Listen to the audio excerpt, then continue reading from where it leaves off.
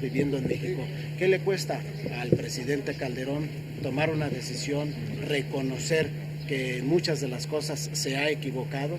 ¿Qué le cuesta reconocer que lo estamos ayudando para que actúe y que cambie el esquema? ¿Qué le cuesta mantener buen diálogo y comunicación con los otros poderes del Estado?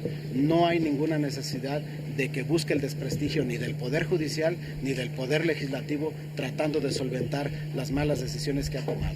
Todo por lo que percibes, lo que resta del sexenio no va a haber ningún cambio de estrategia, todo se va a mantener igual. Bueno, por las respuestas que estuvo dando Felipe Calderón a los planteamientos que hacía Javier Sicilia, no se planteó la posibilidad de un cambio de estrategia y esto por supuesto no nos lleva a nada. No se le pide, que quede claro, que deje de actuar, tampoco se pide que se retire al ejército de las calles, se pide un cambio de estrategia, se pide inteligencia, se pide eficacia, se pide respeto a los derechos humanos y se pide que haya consignaciones efectivas con sustento que lleven al éxito y que después no se tenga que culpar al Poder Judicial por la mala preparación de las averiguaciones en la fase del Ministerio Público. Está entercado el gobierno, diputado, está entercado el gobierno de decir, yo estoy actuando bien.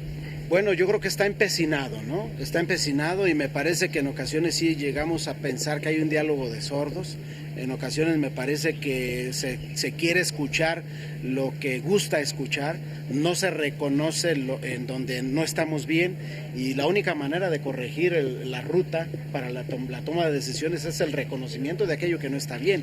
Y creo que mucho de esto se puede deber tal vez a la poca capacidad de influencia que tengan los colaboradores cercanos del presidente Calderón en las instancias estratégicas de seguridad nacional, o tal vez se deba a que de veras pues no se quiere escuchar ni a sus colaboradores. Pero además Bravo Mena está utilizando una alguna campaña... negociación, alguna cercanía a un diálogo para una negociación que pueda abrir una puerta para un cambio de estrategia. Nosotros como Poder Legislativo, en cuanto se nos planteó el tema de un periodo extraordinario, dijimos sí, estamos de acuerdo, vamos a los dictámenes y con todo gusto. Sin embargo, creemos que no ha existido el puente de plata adecuado que permita en un momento un diálogo serio, responsable, a las dos cámaras que formamos el Congreso de la Unión, ¿sí? Ese diálogo que se necesita, porque bueno, el Congreso Federal pues tiene precisamente sus determinaciones a través de una función bicameral y en este sentido nosotros creemos que es muy importante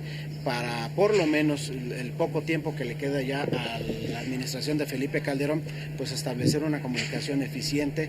Creemos que podemos aportar opiniones, ideas, experiencia y estamos dispuestos a hacerlo y lo estamos dispuestos a realizar porque creo que México merece mucho más que esto. Ahora yo le preguntaba sobre el sentido de Bravo Mena, ¿no es una ironía que esté usando comerciales de televisión hablando de la violencia si gana el PRI y que invita a que voten por el PAN? Y saca imágenes violentas. Bueno, pues yo creo que es un diagnóstico en donde entran al terreno de la distribución de culpas sin reconocer las responsabilidades que existen en el contexto de la esfera federal. Yo creo que es una situación de esa naturaleza la que está prevaleciendo y también, pues, a propósito de enchiladas, me parece que ya son patadas de ahogado que acuden siempre a la guerra sucia, que acuden a la intimidación, que acuden al rumor, que acuden al desprestigio, que acuden a la difamación, a la calumnia, como única manera de tratar de cubrir las deficiencias que en muchas ocasiones el gobierno federal ha plasmado con resultados tan negativos como los que hemos planteado aquí y que no los hemos inventado. Todos tienen fuente de referencia en instituciones internacionales y nacionales con una gran seriedad. Entonces, a mí me queda claro que en el Estado de México vamos a ganar la elección porque se ha sabido gobernar, porque hay estabilidad, porque hay cumplimiento de compromisos y porque además el candidato pues es un candidato que representa un cambio de paradigma y representa una gran esperanza para los mexicanos. Oiga, el anuncio de un cambio de estrategia indicaría o sería el referente de que se está atendiendo realmente el reclamo ciudadano. Yo creo que si se atiende al cambio de estrategia que se le ha venido planteando a Calderón desde hace algunos años, creo que se daría una buena señal. Si esa señal de alguna manera se socializa entre los poderes del Estado, que de alguna manera estamos comprometidos a caminar juntos en pos de un solo objetivo, pues creo que tenemos un buen principio, aunque sea para muchas gentes que están sufriendo y han sufrido demasiado tarde. Oiga, ¿cree que en esta reunión de Chapultepec el presidente le dio la vuelta a los representantes ciudadanos? Y por otro lado, ¿sería necesario que con el cambio de estrategia también renunciara el secretario de Seguridad Pública? Bueno, por un lado se hizo un diálogo, se escuchó ahora sí que la voz ciudadana de manera clara y precisa. Me parece que cuando ocurren estas cosas y en su cara le dicen al presidente Calderón las deficiencias de las instancias gubernamentales hacia donde él confía porque él ha determinado su designación, pues tendrá que hacer una revisión, y la revisión que deba hacer pues a su gabinete en materia de seguridad, pues tendrá que ser una revisión consciente y clara en el sentido precisamente del cambio de estrategia, y un cambio de estrategia tiene que partir incluso desde quienes ejercen las políticas públicas en esta materia. Diputado, a estas alturas usted advierte un desgaste o un desprestigio de las Fuerzas Armadas. Hoy incluso se habla de 1.600 muertos en enfrentamientos con el ejército. Las Fuerzas Armadas tienen a un jefe máximo de acuerdo a la Constitución, que es el presidente de la República.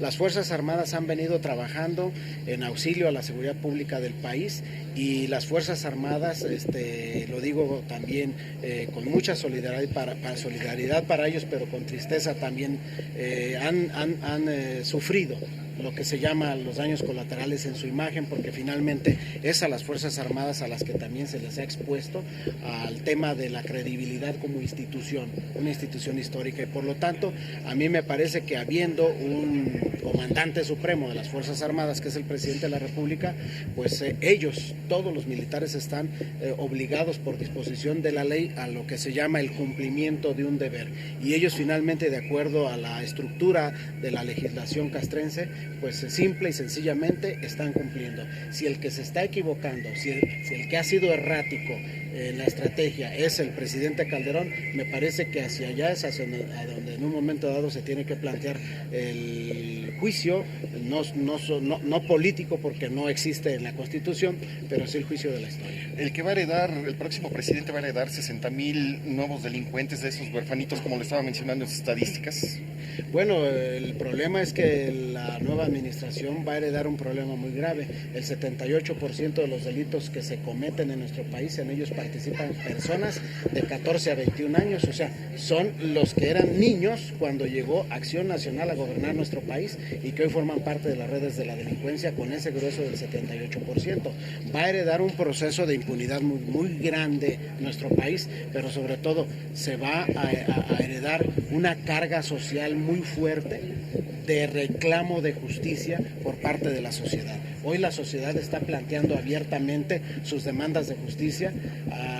Parece que no fue el diálogo con la respuesta correcta. Se pide perdón a las víctimas de la delincuencia, pero no se pidió perdón ni a los desplazados, que son más de 230,000 en estos 4 años, por miedo, por temor fundado, y tampoco se pide perdón a los más de 40,000 mexicanos que han pedido asilo en otros países. No se pide perdón a las más de 40,000 familias de las víctimas, de los muertos, de los más de 10,000 muertos que no están identificados, y los más de 5,000 desaparecidos. O sea, hay mucho de carga social, de demanda en el ámbito de justicia, que seguramente la próxima administración, quien venga a administrar este país, tendrá que rehacer. O sea, tendrán que plantearse un esquema con toda seriedad para evitar que la impunidad que hoy campea en el territorio nacional y la corrupción se reviertan, y realmente se trabaje en instituciones, incluso con un gran compromiso de revisar hacia atrás los hechos que han ocurrido, para que en el futuro se pueda brindar un esquema de, por lo menos, solventar esa demanda de justicia que tienen los mexicanos. Oiga, y para planchar el camino, cualquiera que sea el próximo gobierno PRI, PAN, PRD o X, ¿sería necesario ya una reunión entre el presidente Felipe Calderón, su gabinete de seguridad y los dirigentes partidistas? Yo creo no que, caer en eso que repitiendo el tema de que el panismo que ha estado en el poder sigue estancado en el rencor social soterrado que sale a la luz en el discurso, que es ambiguo, pero que también subyace en esto una violencia emocional que a veces es intimidante. Acción Nacional tiene que cambiar su actitud. El presidente de la República tiene que cambiar su modelo de comunicación con los otros poderes del Estado, con los partidos políticos, con las redes sociales. Esto es clarísimo, nuestro país no está para que tengamos la violencia que estamos viviendo, y no estamos también en el ámbito del ejercicio de la vida pública y de la política para que tengamos una violencia en los discursos emocional de esta naturaleza. No se puede propiciar de manera soterrada esos dichos de que en el pasado el Poder Judicial, el Poder Legislativo, sin mencionar cifras, nombres y precisión, porque este tipo de discursos lo único que hacen es desgastar a las instituciones públicas, confrontar a las instituciones públicas, y poco favor se hace desde la Presidencia de la República cuando no se quiere tener un diálogo que sea verdaderamente franco. Tenemos diálogo que a veces es de sordos, y esto a nada nos puede llevar. También es una ventaja que Wikileaks está exhibiendo a la presidencia, ¿no? Como ahora el último comunicado. Bueno, por lo menos son esquemas de transparencia, y en estos esquemas de transparencia de alguna manera tenemos que saber que hacia el interior de la administración pública no se reconocen los fracasos, no se dicen públicamente, pero que hacia el interior sí se reconocen. Nos hacen